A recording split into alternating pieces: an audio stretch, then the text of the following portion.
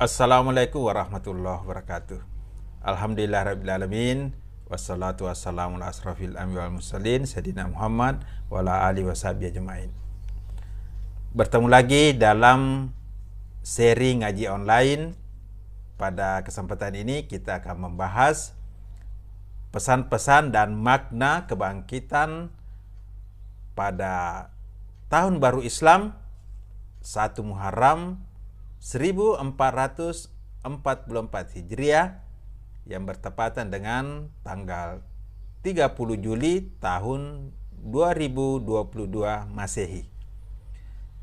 Saudara sekalian, datangnya tahun baru tentu merupakan satu momen untuk meraih kehidupan yang lebih baik dibanding dengan tahun sebelumnya.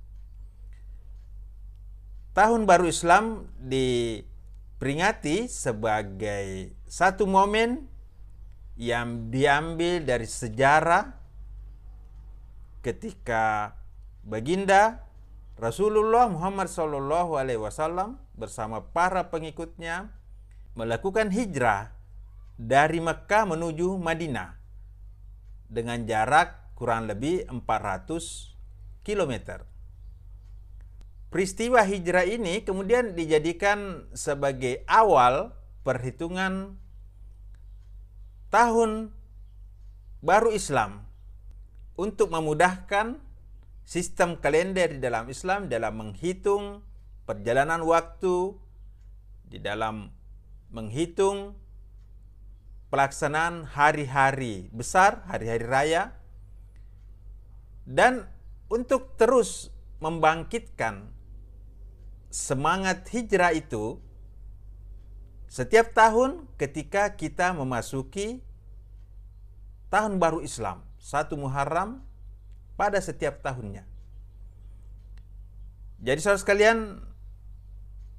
tahun baru Islam 1 Muharram ini adalah momen kebangkitan bagi kita semua, khususnya bagi umat Islam. Hijrah berarti perpindahan.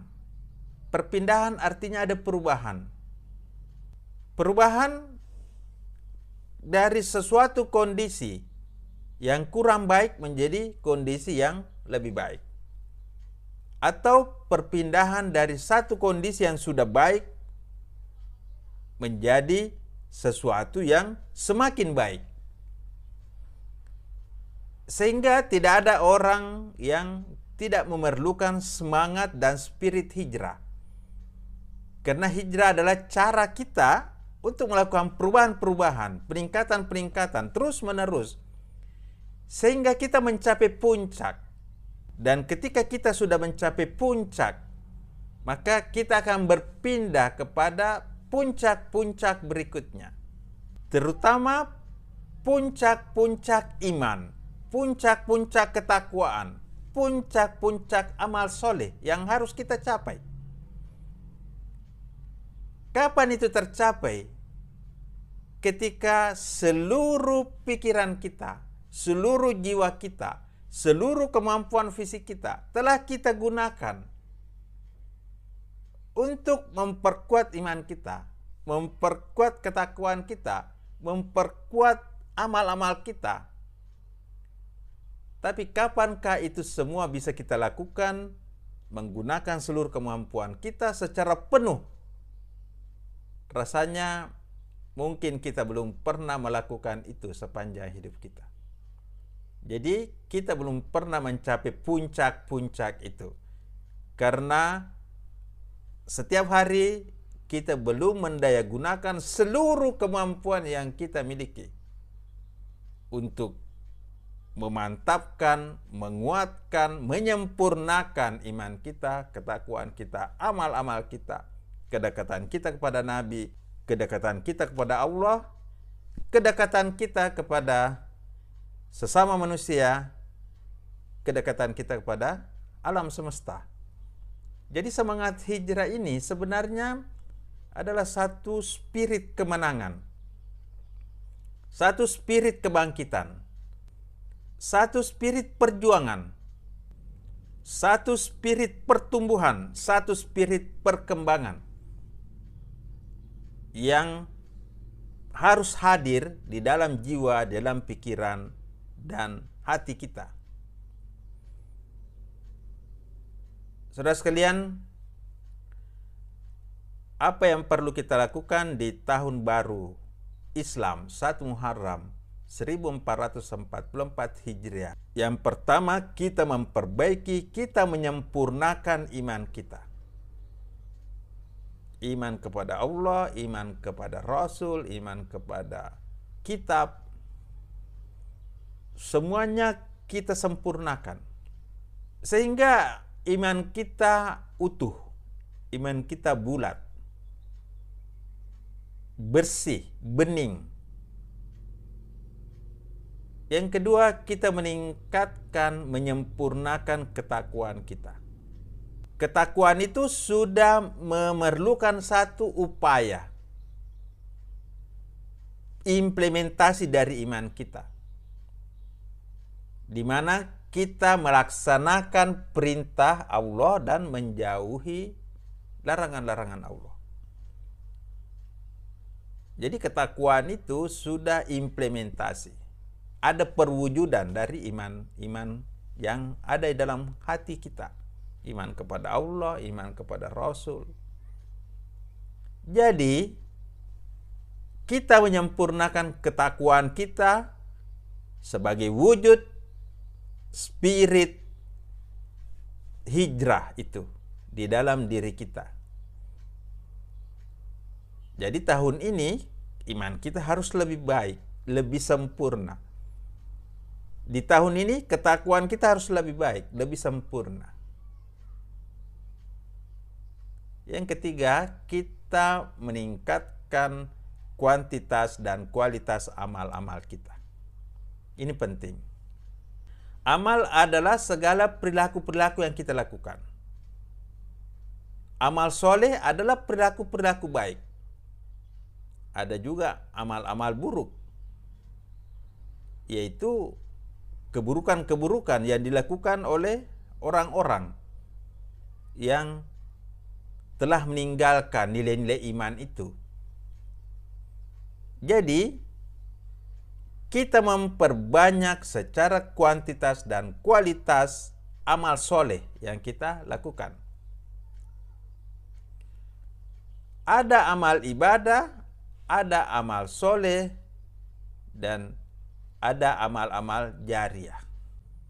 Amal ibadah adalah amal-amal yang sudah jelas tuntunannya di dalam menyembah Allah, di dalam mewujudkan penyembahan kita kepada Sang Maha Pencipta, di mana kita melakukan aktivitas ibadah itu sesuai dengan contoh tuntunan dari baginda Nabi kita Muhammad SAW sebagai tuntunan. Dengan niat tulus, ikhlas hanya karena Allah. Ini adalah amal ibadah yang sudah jelas tuntunannya. Amal-amal soleh bisa berupa amal-amal yang kita lakukan dalam aktivitas keseharian kita. Seperti bekerja, yang tidak ada tuntunan secara pasti, tapi diniatkan sebagai ibadah dan kita lakukan secara bermanfaat, itu juga menjadi satu amal kebaikan. Jadi ini adalah bagian dari cara kita melakukan kebaikan-kebaikan. Nilai dari kebaikan-kebaikan itu juga menjadi satu ibadah. Nilainya menjadi satu ibadah. Tapi bentuk aktivitasnya itu bisa beragam, tergantung pada aktivitas hidup kita. Misalnya bekerja, mengajar, ya, bekerja di kantor, ya, melayani konsumen, ya, dengan jujur, pedagang, pegawai, ya, semualah. Ini semua adalah amal-amal kebaikan. Ada juga amal-amal jariah. Amal jariah itu amal yang akan berkesinambungan walaupun kita nantinya sudah tidak ada, sudah meninggalkan dunia ini. Misalnya kita mengamalkan ilmu kita dan orang yang menerima ilmu itu memanfaatkan ilmu yang kita berikan, maka kebaikan-kebaikan yang dilakukan oleh orang itu juga akan bernilai pahala bagi kita tanpa mengurangi nilai pahala pada orang yang melakukan itu. Atau misalnya kita menyumbang masjid, kemudian sumbangan kita digunakan untuk merenovasi masjid, memperbaiki bagian-bagian fasilitas masjid, maka siapapun yang menggunakan fasilitas itu selama masjid itu ada, maka amal-amal itu juga akan tetap mengalir kepada orang yang memberikan sumbangan tadi. Ataukah orang tua yang mendidik, membina dengan baik anak-anaknya dan anaknya menjadi orang soleh, menjadi orang bermanfaat, menjadi orang beriman, menjadi orang bertakwa, maka kebaikan-kebaikan yang dilakukan oleh anak itu ya akan mengalir kepada orang tuanya. Ya, bisa berupa anak kandung, bisa juga berupa anak didik, mahasiswa kita, siswa kita, ya. Ketika kita mendidik dia dengan baik, dia menjadi orang yang bermanfaat, maka kebaikan-kebaikan kita itu nanti tetap mengalir kepada gurunya, kepada dosennya, kepada orang tuanya. Ini yang ketiga, kita memperbaiki, menyempurnakan amal-amal kita, ya. Di tahun ini, jangan menunggu. Kita bisa memulai memperbaiki, meningkatkan amal kita misalnya dengan menjaga sholat berjamaah di masjid. Ya, kita selalu pergi sholat berjamaah. Kita membaca Al-Quran 1 juz 1 hari. Ya. Kita bersikir, membaca salawat 1000 salawat 1 hari. Membaca istighfar 1000 1 hari. Membaca ayat-ayat Al-Quran. Belajar, menulis, berdakwah setiap hari, bersedekah setiap hari, menjaga wudhu setiap saat. Ini mulai kita menyempurnakan amal-amal kebaikan kita. Jadi saudara sekalian, apa makna dari hijrah itu tidak lain adalah kita selalu memperbarui, meningkatkan dan menyempurnakan iman kita, ketakwaan kita, amal-amal kita, mulai hari ini dan seterusnya. Artinya, kita selalu melakukan hijrah setiap saat. Rugilah orang yang tidak melakukan hijrah. Artinya, dia membiarkan dirinya berada dalam kondisi status quo. Apalagi kalau kondisinya itu kondisi yang buruk. Jadi kita harus selalu melakukan peningkatan. Minimal kita menjaga amal-amal yang sudah kita lakukan, sehingga amal-amal itu betul-betul menjadi aktivitas rutin kita, menjadi ciri khas kita, menjadi karakter kita. Dengan demikian, ini adalah menjadi bagian dari diri kita. Dan siapa yang selalu melakukan amal-amal itu, maka itulah nanti akan menjadi amal di akhir hidupnya. Ya, misalnya tiap hari kita membaca kalimat tahlil, kalimat tauhid, la ilaha illallah 1000 kali setiap hari. Insya Allah kalau itu terus kita baca setiap hari, maka ini bisa menjadi mudah bagi kita menyebut kalimat tauhid, kalimat tahlil ini di akhir hidup kita. Dan siapa yang membaca kalimat la ilaha illallah di akhir hidupnya, maka dia dijamin masuk surga. Jadi semangat hijrah ini penting sekali. Mungkin kita di kantor selama ini malas-malas, dengan semangat hijrah kita menjadi lebih rajin, menjadi lebih produktif.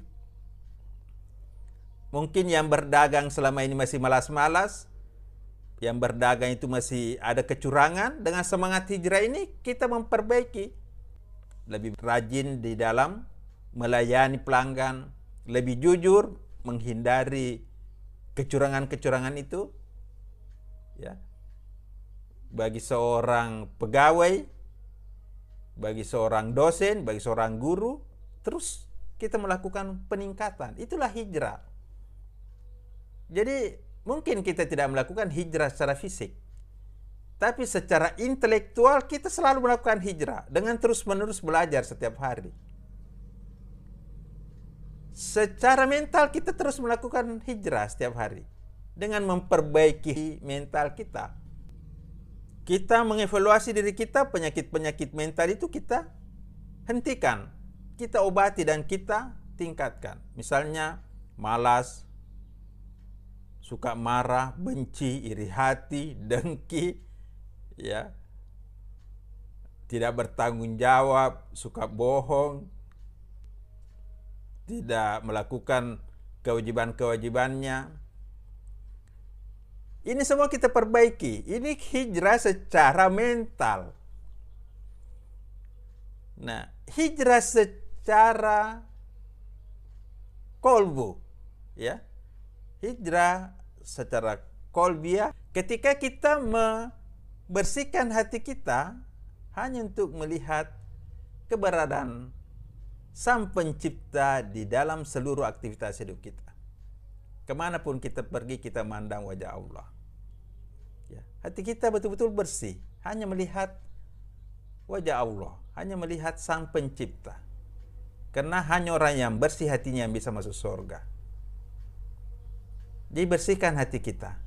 Ketika kita beribadah karena Allah. Ketika kita bekerja karena Allah. Ketika kita melakukan aktivitas, hati kita bersih, tulus, ikhlas. Ketika kita menghadap Allah, maka semuanya yang lain itu hilang. Kita hanya menyembah Allah. Kita hanya berdiri di hadapan Sang Maha Pencipta yang akan menilai, yang akan menentukan timbangan-timbangan amal kita di hari kemudian. Inilah semangat hijrah. Jadi saudara sekalian, semangat dan pesan hijrah ini sebenarnya luas sekali. Kita bisa mulai semangat hijrah itu pada diri kita.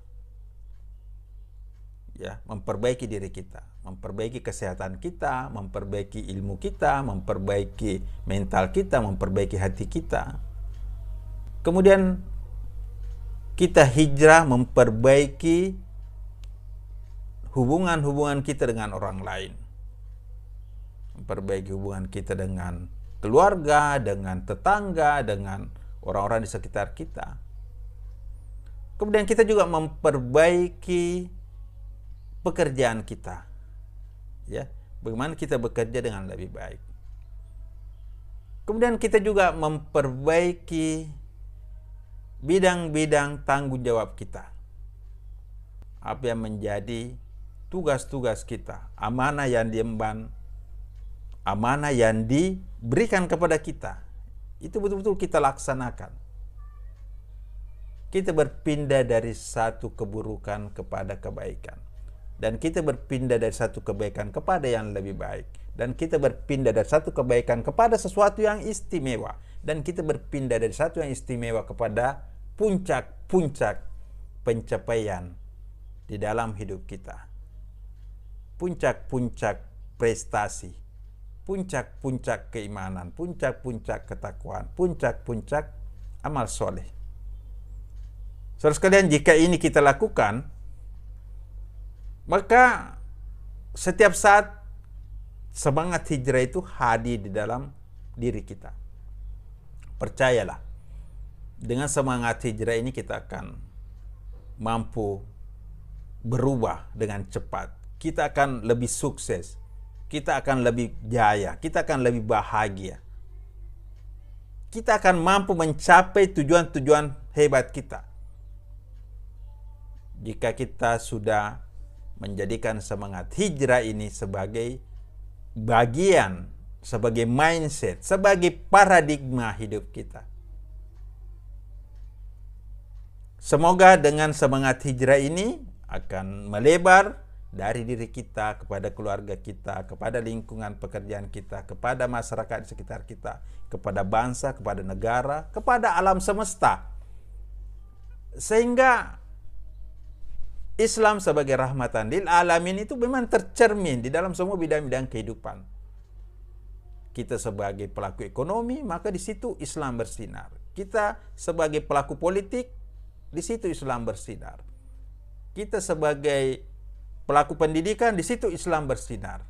Kita bekerja di bidang sosial, di bidang budaya, di bidang bisnis, di bidang apapun, pemerintahan, militer, dimanapun kita berada, kebaikan-kebaikan Islam itu harus menjadi sumber, menjadi sinar kebaikan bagi alam semesta, bagi lingkungan sekitar kita.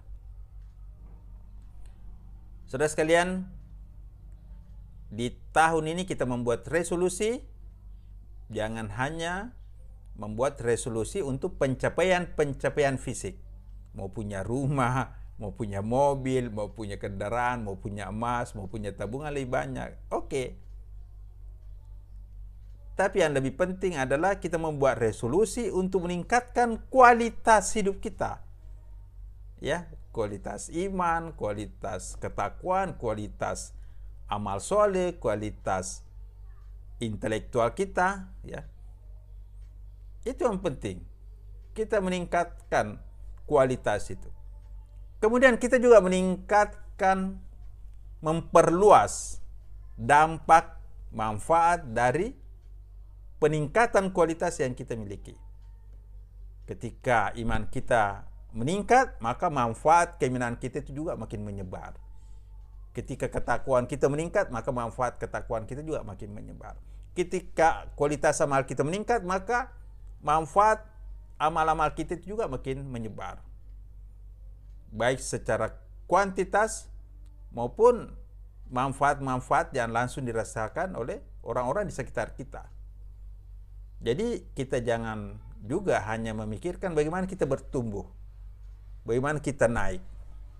Tapi yang penting juga kita lakukan bagaimana kita bermanfaat ke lingkungan sekitar kita secara horizontal. Banyak orang berusaha bertumbuh secara vertikal, tapi secara horizontal mereka tidak memiliki manfaat yang optimal.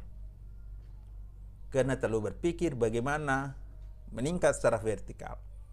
Tapi dampaknya secara horizontal tidak mereka optimalkan. Saudara sekalian, selamat memasuki tahun baru Islam 1 Muharram 1444 Hijriah. Semoga ini menjadi momentum bagi kita untuk menjadi orang yang lebih baik, menjadi orang lebih beriman, lebih bertakwa, lebih beramal soleh, menjadi orang yang lebih cerdas, menjadi orang yang lebih hebat, lebih sukses dimanapun kita berada, dengan semangat membawa nilai-nilai keislaman ini sebagai rahmatan lil alamin, sebagai satu kebaikan puncak dimanapun kita berada. Demikian, wassalamualaikum warahmatullahi wabarakatuh.